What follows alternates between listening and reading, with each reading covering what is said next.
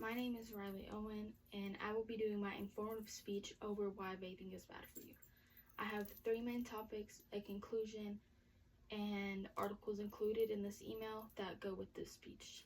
I don't have points anywhere for a slideshow, but I'm going to start. Okay, so the long-term side effects is my first topic. I'm sure there is way more side effects out there than I will be speaking about today. I got most of these effects from the American Lung Association.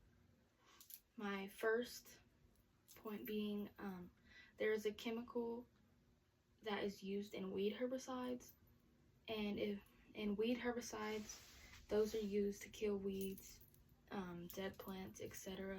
They even get rid of some bugs, and by vaping, you're putting that into your lungs, so you can imagine what that could do to you. So some diseases you might get is popcorn lung, COPD, many other variations of cardiovascular diseases.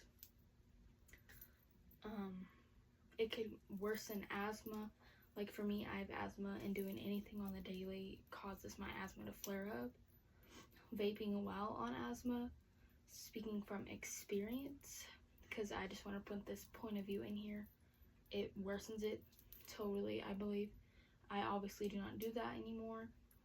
Even using the tiniest bit can cause flare-ups, sicknesses, etc. My second topic will be about addiction. Nicotine that is in cigarettes, vaping, all of the other devices that may be used is very addictive, just like any other drug. I'm not considering nicotine a bad drug like some of the others that you can get.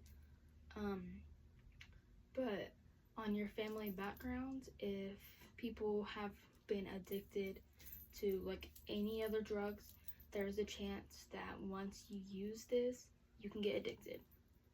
Which can go back to the first topic I talked about, which is the long-term effects that it causes on your body. There's even short-term effects, sickness, the asthma flare-ups I was talking about. It can cause brain fog, much more. So my third topic I'm going to be talking about is the usage in children / students to adults and elders.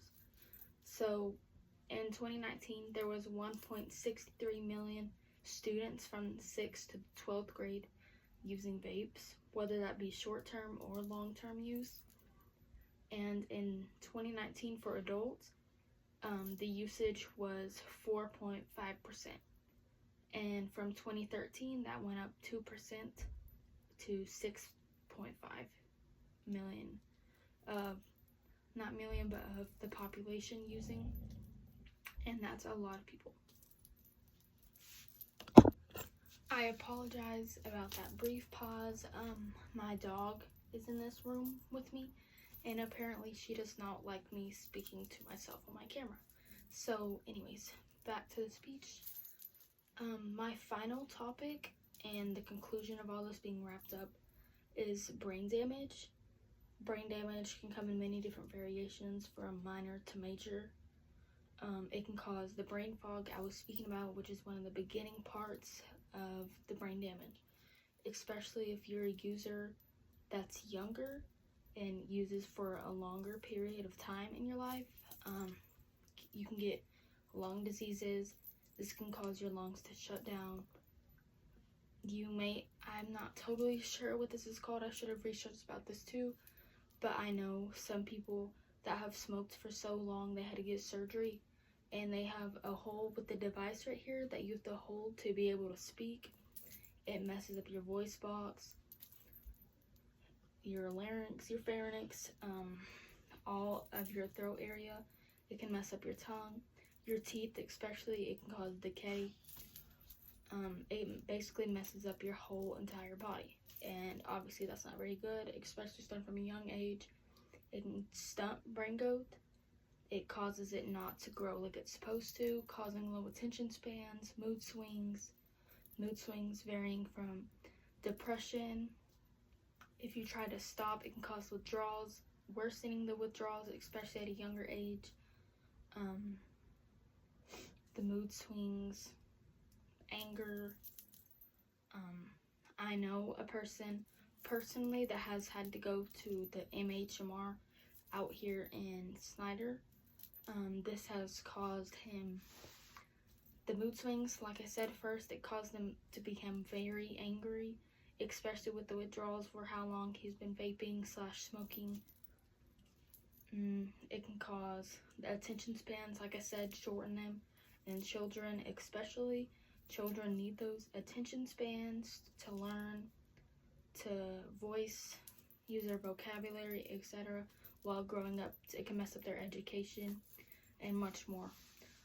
All of this information, most of it for this one specific topic on the brain damage and stunting brain growth, I found on the lab overviews on Safari. Just a brief overview of that. And the rest of my articles that I used while researching this will be included in the email. I just want to say thank you for listening to my speech.